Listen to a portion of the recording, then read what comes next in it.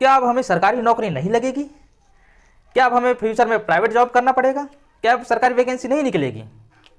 अभी हाल ही के दिनों में बैंक के एम्प्लॉय के द्वारा स्ट्राइक किया जा रहा है अगेंस्ट द प्राइवेटाइजेशन। इस बजट में हमारे वित्त मंत्री जी ने प्राइवेट बैंकों का गवर्नमेंट बैंकों का प्राइवेटाइजेशन करने का प्रस्ताव रखा है और इस दिशा में बहुत सा कार्य हो भी रहा है जल्दी जल्दी। तो क्या है इसका उद्देश्य? क्या ये हमारे लिए प्राइवेटाइजेशन सही होगा? जैसे कि सरकार ने इसके पहले भी बहुत से प्राइवेटाइजेशन किए। रेलवे का प्राइवेटाइजेशन कर रही है, प्राइवेट रेल चल रही है। फिर हमारी बीएसएनएल कर चुकी है प्राइवेटाइजेशन। और फिर एयरपोर्ट हैं, बहुत से एयरपोर्ट, रेलवे स्टेशन, बसों का तो पहले ही कर चुके हैं। तो शायद अब स्कूल्स का भी होगा इसके बाद। स्कूल के बाद हेल्थ सेक्टर का भी ना कर दें। तो क्या ये हमारे लिए प्राइवेटाइजेशन सही है? तो चलिए हम इसमें जानते हैं इस बारे में, क्योंकि ये वीडियो आप लोगों को शेयर करना चाहिए ज़रूर, क्योंकि ये मैं एक ग्रामीण क्षेत्र की आवाज़ के रूप में बोल रहा हूँ, क्योंकि हमारे क्षेत्र में शायद इस वजह से बहुत सी प्रॉब्लम भी हो सकती है और नहीं भी हो सकती। तो कुछ हम यहाँ पे सुझाव देंगे और कुछ इसके एडवांटेज और डिसएडवांटेज के बारे में बताएंगे। तो आप प्लीज़ इसे आपके व्हाट्सएप ग्रुप में शेयर कीजिए, व्हाट्सएप में स्टेटस लगाइए इस वीडियो को, ताकि सरकार के तक ये पहुँच सके और शायद हमारे एक दो सुझाव सरकार को पसंद आ जाए और सरकार उस चीज़ में थोड़ा कदम उठा लें। तो चलिए हम इसे जानते हैं इसके बारे में। तो इस वीडियो को आप शेयर जरूर कर लीजिएगा, शायद ये हमारे करियर से रिलेटेड भी हो सकता है, भविष्य के रिलेटेड भी। क्या है प्राइवेटाइजेशन? गवर्नमेंट द्वारा सार्वजनिक क्षेत्र के उपक्रमों को, जब उसका जो उपक्रम है उसका स्वामित्व, जो ऑनरशिप है और मैनेजमेंट है, निजी क्षेत्र को दे दिया जाता है। अर्थात गवर्नमेंट उस इंडस्ट्री उपक्रम को पब्लिक अंडरटेकिंग को बेच देती है। तो इसे बेच देने का कहने का मतलब है कि उसका जो मैनेजमेंट है और जो ऑनरशिप हो जाएगी वो निजी क्षेत्र को चल जाएगी, किसी प्राइवेट आदमी कंपनी को चल जाएगी, आदमी को चल जाएगी। उसे कहते हैं प्राइवेटाइजेशन। क्यों किया जाता है प्राइवेटाइजेशन? इसका तो एक मेन सबसे बड़ा कारण है कि जो पब्लिक अंडरटेकिंग होती है वो बहुत घाटे के रूप में चल रही होती है। मतलब सरकार जिसमें उतना पैसा लगा पा रही है उतना उसे नहीं मिल पा रहा है। और कोई भी सरकार है वो तो ऐसे चाहेगी कि उसमें जब तक मुनाफा नहीं हो तो उसे चलाने का कोई मतलब नहीं है।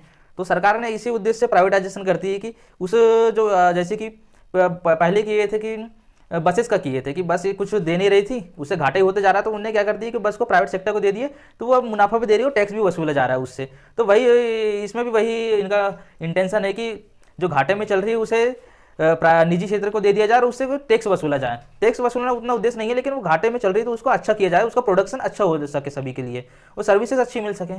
तो क्या है इसके एडवांटेज और डिसएडवांटेज, हम इसके बारे में जानते हैं। तो इसके एडवांटेज के बारे में पहले हम जान लेते हैं। क्या है, किसी भी चीज़ का पहले यदि लाभ जान लिया जाए तो शुरू में अच्छी लगती है, फिर बाद में थोड़ा सा हम उसके नुकसान जानेंगे तो उतना नहीं पड़ेगा। यदि पहले ही हम नुकसान बता देंगे तो आदमी डर ही जाता है किसी भी चीज़ में। तो हम पहले इसका एडवांटेज जान लेते हैं क्या होता है।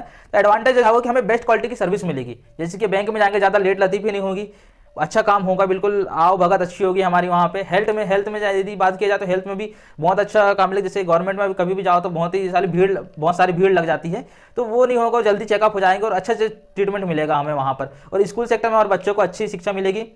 फिर यदि और एडवांटेज की बात किया जाए तो जल्दी काम होंगे। किसी भी क्षेत्र में यदि हम जाएंगे तो प्राइवेट सेक्टर में तो बहुत जल्दी काम होते हैं, जैसे आप देखे होंगे। तो बैंकों में वैसे ही होगा, बहुत जल्दी हमें लोन प्रोसेस हो जाएगी।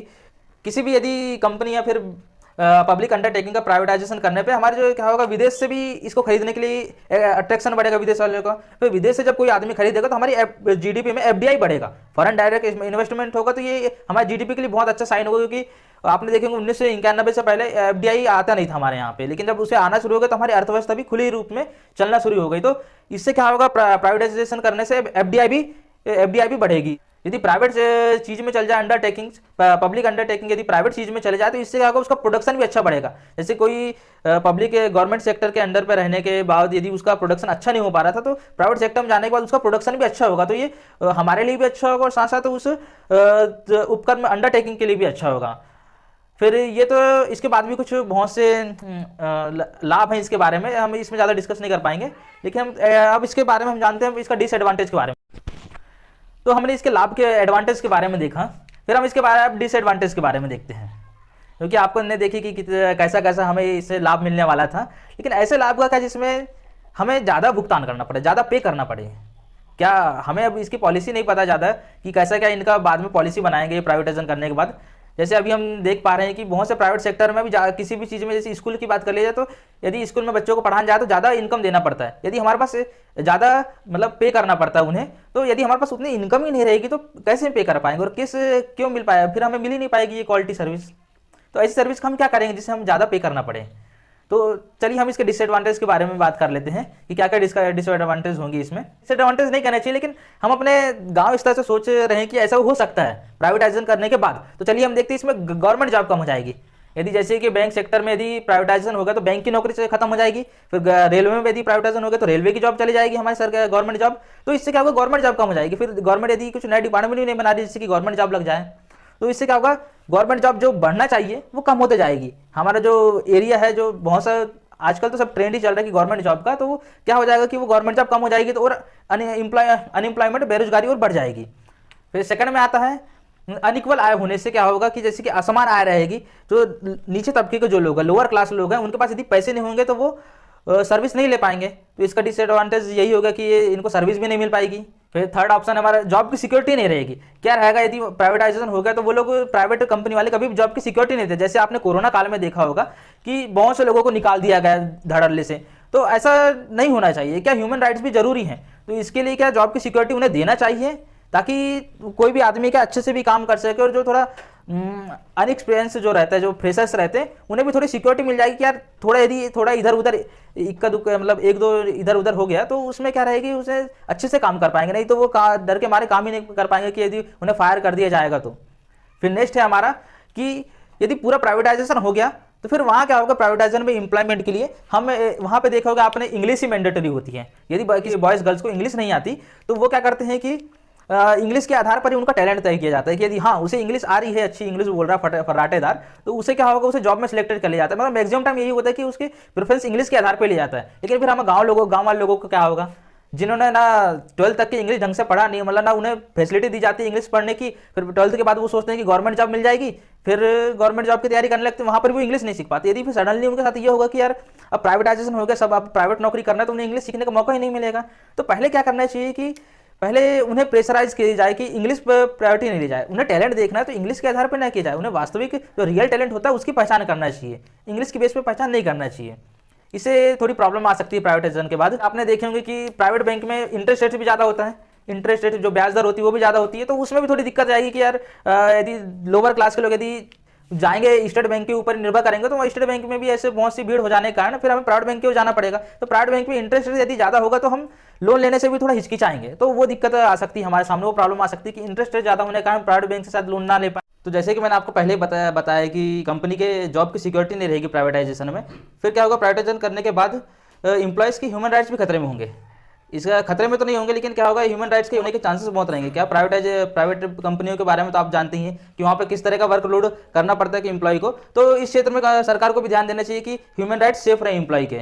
जो प्राइवेटाइजेशन है ये अमेरिका मॉडल के तहत है, मतलब अमेरिका में प्राइवेटाइजेशन ही है, सब वहाँ पे प्राइवेट कंपनी ही चलाती है। वहाँ के जो बैंक सेक्टर है, सभी सेक्टर है, क्यों चलाती है आपने कभी सोचे हैं? तो इसका कारण ये है कि वहाँ देखो इसलिए सक्सेसफुल है प्राइवेटाइजेशन, वहाँ के लोग सब साक्षर हो चुके हैं, उन्हें सब समझ है कि कैसा क्या यहाँ पे काम किया जाता है, कैसे क्या मतलब उन्हें एक अच्छी इनकम मिल रही है हर समय। वो लोग वहाँ के लोग ज़्यादा गरीब नहीं हैं, लेकिन हमारे यहाँ जो है मैक्सिमम जो पॉपुलेशन है वो गरीब है। अब गरीबों के साथ यदि प्राइवेट लोग काम किया जाएगा, तो प्राइवेट लोग होते हैं वो अधिकतर बिजनेस करते हैं, उन्हें सरकार की तरह वेलफेयर नहीं करना, कल्याण नहीं करना है। तो आई थिंक अभी ये सही नहीं होगा कि अभी से प्राइवेटाइजेशन किया जाए, क्योंकि बहुत से लोग गरीब लोग हैं तो उन्हें पहुँच नहीं मिल पाएगी उस टाइप की। जैसे कि अमेरिका में क्या है कि सभी अच्छी इनकम वाले हैं तो वहाँ अच्छी पहुँच है उन्हें, उन लोगों की प्राइवेट सेक्टर में। लेकिन हमारे इंडिया में ऐसा नहीं है, सभी लोग साक्षर नहीं हो, सभी की इनकम नहीं है, तो शायद ये प्राइवेटाइजेशन यहाँ पे थोड़ा सा प्रॉब्लम क्रिएट कर सकता है लोअर क्लास के लोगों के लिए। तो हमने प्राइवेटाइजेशन के एडवांटेज एंड डिसएडवांटेज के बारे में देख लिए। क्योंकि अब यदि कोई सरकार कोई ऐसा कदम उठा रही है जिससे कि सभी लोग इफेक्ट हो रहे हैं, तो उस कदम को उठाने से पहले सरकार को ये पब्लिक की राय लेना जरूरी है। क्योंकि हम एक डेमोक्रेट कंट्री है, मतलब लोकतांत्रिक देश है, तो यहाँ जनता की राय लेना जरूरी हो जाती है। तो इस ओर भी सरकार को राय लेना चाहिए। अब पता नहीं शायद सरकार ने लिया नहीं लिए, तो हम ही एक थोड़े से अपने सुझाव सरकार को पेश कर रहे हैं। सरकार को नहीं सभी को बताने से कि ये सुझाव सरकार तक पहुंच सके और किसी ऐसे आदमी को पहुंचे जो इन सुझाव को सरकार के सामने रख सकें। तो हम देखते हैं हमारा पहला सजेशन क्या है सरकार के लिए कि इंटरेस्ट रेट कम करना चाहिए। जैसे कि प्राइवेटाइजेशन यदि हो गया मान के चलो, तो क्या जो स्टार्टअप होते हैं जो मुद्रा लोन जैसे कि कर रहे हैं, तो इनकी जो क्रियाविधि है तो इनमें इंटरेस्ट रेट को कम करना चाहिए ताकि सभी लोग को मुद्रा लोन मिल सके और कम ब्याज दर में मिल सके और सब्सिडी भी अच्छी मिले। क्योंकि इसका कैसा फील होता है जब लोन नहीं मिलता, ये मैंने रियलाइज किया हूँ। तो सभी को मिलना चाहिए, सभी को ऐसे लोगों को मिलना चाहिए जो सच में इसके लिए कैपेबल है और कम इंटरेस्ट रेट पर मिलना चाहिए। फिर सेकंड है नेशनल एजुकेशन पॉलिसी। जो अभी की जो नेशनल एजुकेशन पॉलिसी आई है बहुत अच्छी पॉलिसी, इसे ये पॉलिसी को बहुत पहले ही आ जाना था, लेकिन क्या हुआ कि ऐसा आ नहीं सका। तो क्या ये एजुकेशन पॉलिसी इतनी अच्छी बनाई गई जिससे कि हमारी एजुकेशन सुधर जाएगी, सुधरने के बाद क्या हमें स्किल एजुकेशन मिलेगी। फिलहाल हम स्किल तो है लेकिन उस अकॉर्डिंग स्किल नहीं कि हम प्राइवेट कंपनी में भी अपना कुछ सेल्फ का कर सकें। तो हमारी एजुकेशन को स्किल्ड बनाने के लिए सरकार को अभी एजुकेशन पॉलिसी ला ली थी, उसके बाद ये करना था प्राइवेटाइजेशन, जिससे कि सभी स्किल्ड हो जाते और प्राइवेट कंपनी में भी उन्हें अच्छे से जॉब मिल जाती। क्योंकि वर्तमान परिक्षेत्र में ऐसा तो पॉसिबल नहीं है कि हम इकट्ठे से प्राइवेट कंपनी में चले जाएंगे। गवर्नमेंट स्कूल्स की हालत आप देख पा रहे हैं, वहाँ स्किल्ड एजुकेशन नहीं मिल पा रही है। तो मैं भी गवर्नमेंट इससे पढ़ा हूं तो मैं भी जानता हूं कि किस प्रकार की वहाँ एजुकेशन मिलती है। अभी तो फिलहाल उतनी अच्छी एजुकेशन नहीं है, तो पहले एजुकेशन को सुधारना चाहिए, उसके बाद फिर प्राइवेटाइजेशन करेंगे तो क्या रहेगा कि सभी को अच्छी शिक्षा मिल पाएगी, तो वो जॉब लेने के लिए सभी इक्वली आ जाएंगे सामने। ऐसा नहीं कि किसी को दिल्ली पब्लिक स्कूल में पढ़ के वो जॉब लेने जाएगा तो उसे तो पहले ही लगेगी ना, हम गवर्नमेंट स्कूल वाले को क्या होगा। तो क्योंकि प्राइवेट में तो टैलेंट की पहचान दी जाती है, इसलिए मेरे विचार में यही सही है कि पहले एजुकेशन को सुधार लेना चाहिए अपनी सरकार को, फिर पूरा प्राइवेटाइजेशन कर भी दिया जाएगा तो कोई ज़्यादा इफेक्ट नहीं पड़ेगा हम युवाओं को। या फिर प्राइवेटाइजेशन यदि नहीं भी करना चाहिए तो फिर उसके लिए एक सुझाव ये है कि गवर्नमेंट एम्प्लॉइज को जवाबदेही दी जानी चाहिए, अकाउंटेबिलिटी दी जानी चाहिए कि उन्हें कार्य एक निश्चित समय पर किए जाना चाहिए। जैसे कोई भी परीक्षा करवाते हैं तो एक निश्चित क्राइटेरिया, निश्चित टाइम टेबल फिक्स हो जाना चाहिए कि शेड्यूल की इस डेट में परीक्षा हो जाएगी, इस डेट में रिजल्ट आएगा, इस डेट में ज्वाइनिंग हो जाएगी। लेकिन ऐसा नहीं होता। वैसे स्कूल में भी देखे होंगे आपने, गवर्नमेंट स्कूल में वहाँ पर भी सिलेबस को पूरा कंप्लीट ही नहीं किया जाता स्कूल में। तो ये एक शायद गलती हो जाएगी हम लोगों के साथ कि यदि सरकार प्राइवेटाइजेशन नहीं हो रहा है तो उसके लिए आप सीधे प्राइवेट ना कीजिए किसी गवर्नमेंट पब्लिक अंडरटेकिंग को, उसके लिए आप ये कीजिए कि उसमें सुधार कैसे लाया जा सकता है। जैसे घाटे में चल रहा है तो उसके लिए इतने बड़े हमारे अधिकारी हैं, इतने लोग काम कर रहे हैं, तो उन्हें आप स्ट्रिक्टली फॉलो करवाइए उनसे जो प्रोग्राम किया जा रहा है, जिससे कि प्राइवेटाइजेशन उसका दूसरा ऑप्शन, मतलब ऑप्शन प्राइवेटाइजेशन है लेकिन प्राइवेटाइजेशन के अलावा भी हमारे पास एक ऑप्शन ये रहेगा कि हम उन्हें स्ट्रिक्टली उस काम के लिए फॉलो करवा सकते हैं। अब यदि प्राइवेटाइजेशन कर ही रहे हैं तो शायद इस ओर में सरकार को ये ध्यान देना चाहिए कि वहाँ पर एक ऑफिसर को लगाना चाहिए, जैसे कि यहाँ गवर्नमेंट ऑफिसर भी लगा सकते हैं, या फिर एक ऐसे एचआर रखना चाहिए जिससे वो एम्प्लॉइज के भी ह्यूमन राइट्स का ख्याल रखो, साथ साथ जो हमारे उनके जो कस्टमर रहेंगे उनका भी ह्यूमन राइट्स का ख्याल रखना चाहिए। क्योंकि क्वालिटी तो कुछ बड़ी बड़ी कंपनियां दे रही हैं, लेकिन जो कुछ ऐसी कंपनियां जो ना एम्प्लॉइज का ख्याल रख पाती है ना कस्टमर केयर का ख्याल रख पाती है, क्योंकि वो उन्हें तो बिजनेस करना है, उन्हें तो सिर्फ लाभ कमाने से मतलब रहता है। तो उन्हें मतलब गवर्नमेंट को ऑफिसर अपॉइंट करना चाहिए, या फिर वहीं के ऑफिसर को ऐसे जिम्मेदारी दी जानी चाहिए कि जिससे कि एम्प्लॉइज भी ह्यूमन राइट्स ठीक रहें और हमारे कस्टमर्स का भी ह्यूमन राइट, मतलब हमारा भी ह्यूमन राइट्स ठीक रहे जो हम कस्टमर बनेंगे उस कंपनी के। फिर नेक्स्ट है हमारा मिनिमम सैलरी तय होना चाहिए। मिनिमम सैलरी कहने का मतलब जैसे कि हमारे देश में भी पॉपुलेशन तो बहुत बढ़ चुकी है लेकिन जॉब बहुत कम है, तो ऐसे में क्या होता है कंपनी करती है कि कम सैलरी में ही लड़कों किसी को अपॉइंट कर लेती है, क्योंकि डिमांड बहुत है, जॉब की डिमांड बहुत है और जॉब की सप्लाई कम है, आदमी की डिमांड बहुत है, जॉब की सप्लाई कम होने की वजह से वो सैलरी कम कर देते हैं। तो ऐसा उनको एक मिनिमम सैलरी फिक्स करना चाहिए कि हाँ एक यदि 20,000 15,000 से ऐसी सैलरी जिससे कि कोई भी कंपनी अपॉइंट न कर पाए किसी को भी, ऐसा नहीं कि 10,000 में काम करवा दे, ज़्यादा लड़के मिल रहे हैं इस वजह से। और क्या जैसे कि मनरेगा में होता है कि हाँ एक वो फिक्स कर दिए हैं उनने दिन का कि 175-76 रुपये वाटेवर जितना भी हो, तो उसी अकॉर्डिंग यहाँ पर भी प्राइवेट कंपनियों में भी ऐसा कर देना चाहिए कि मिनिमम सैलरी डिसाइड होना चाहिए किसी भी वर्क के लिए। प्राइवेट कंपनी में इंप्लॉइज के अपॉइंटमेंट के लिए इंग्लिश की अनिवार्यता को भी खत्म कर देना चाहिए, क्योंकि हाँ ग्लोबलाइजेशन तो हो रहा है, वैश्वीकरण हो रहा है, लेकिन इसके साथ साथ हमारे जो परिक्षेत्र है हमारा तो उतना डेवलप्ड नहीं हुआ है कि सभी को इंग्लिश बन पाए, क्योंकि मैक्सिमम जो हमारे यहाँ की पॉपुलेशन है वो तो ग्रामीण क्षेत्रों में निवास करती है, तो वहाँ पे ज़्यादा लोगों को इंग्लिश नहीं आती। तो क्या प्राइवेटाइजेशन तो हो रहा है तो उन्हें भी तो नौकरी मिलना चाहिए ना, इसलिए गवर्नमेंट को ये करना चाहिए कि प्राइवेटाइजेशन होने के साथ साथ इंग्लिश को भी उतना मैंडेटरी नहीं करना चाहिए कि रियल टैलेंट इंग्लिश में नहीं होता, जैसे पहले बताया कि रियल टैलेंट इंग्लिश में नहीं होता, उनका जो मेन टैलेंट होता है वो किसी भाषा से बिलोंग नहीं करता, इसलिए भाषा को नहीं ध्यान में रखते उन्हें रियल टैलेंट की ओर इंग्लिश को अनिवार्यता ना देकर रियल टैलेंट को वहाँ पे अनिवार्य करना चाहिए। और भी साथ साथ मैं पहले बता दी कि जॉब की सिक्योरिटी के लिए भी रूल्स बनाना चाहिए कि हाँ एक मिनिमम क्राइटेरिया तैयार कर दिया जाए, एक मिनिमम टाइम में, और कि 1 साल तक उन्हें ज़्यादा कुछ कराया नहीं जा सके, उसके बाद फिर यदि कुछ वो गलत करेंगे तो 1 साल बाद उन्हें फिर जॉब से निकाल जा सकता है। तो ऐसा कुछ यहाँ पे करना चाहिए सरकार को। तो आई होप हमारा आपको ये सजेशंस और जो मैंने प्राइवेटाइजेशन के बारे में आपको बताया और शायद आपको कुछ अच्छा लगे तो प्लीज़ हाँ आपसे रिक्वेस्ट है कि आप इसे प्लीज़ ज़्यादा से ज़्यादा शेयर करें और किसी सरकार तक जरूर पहुँचाए, या फिर ऐसे कुछ आदमी तक पहुँचा जो इस हमारे सजेशन को कहीं तक पहुंचा सके, तो सरकार के समक्ष रख सके। कुछ 1-2 सजेशन ही हमारे यदि अच्छे हो जाए तो शायद हमारे लिए कुछ बेनिफिशियल हो जाएगा यहाँ पे। तो thank you very much, like and subscribe जरूर कीजिए।